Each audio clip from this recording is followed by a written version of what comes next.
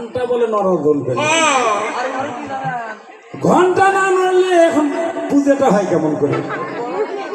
হ্যাঁ না এই যে বলছি না ঠাড়ো ঠোঁটে বুঝতে হবে।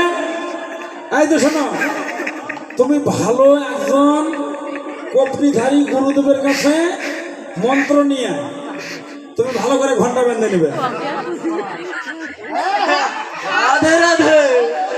এই শোনো, তোমার ঘন্টা যেন নড়ে না। না না ঘটনা আছে, সেটাই তো যে মানে ওই ছোটবেলা মা যশোমতী ও দুষ্ট ছিল তো। ছোটবেলায় মানে ওই যে কোমরের মধ্যে একটি ওই যে ক্ষুদ্র গন্ডি বেঁধে দিয়েছিল, সেই ক্ষুদ্র গন্ডিটা কিরিকিরি করে করে বাজে না, সেই ঘন্টাও কিন্তু বাজা চলবে না।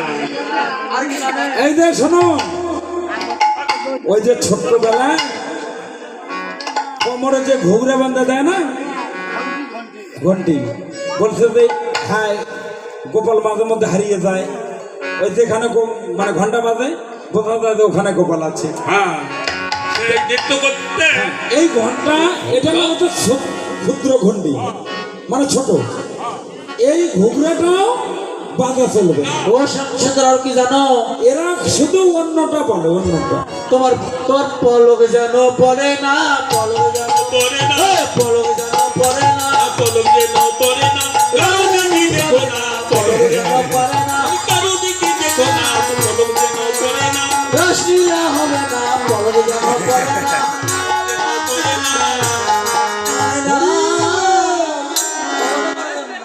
বলছে পলক যেন পড়ে না, মানে সব চিনি মারা চলবে না। হ্যাঁ ও এখন ওইটা আর বোঝে না, মনে হয় খেতা ধরছে। তাই না? হ্যাঁ এই যে শোনো, এবার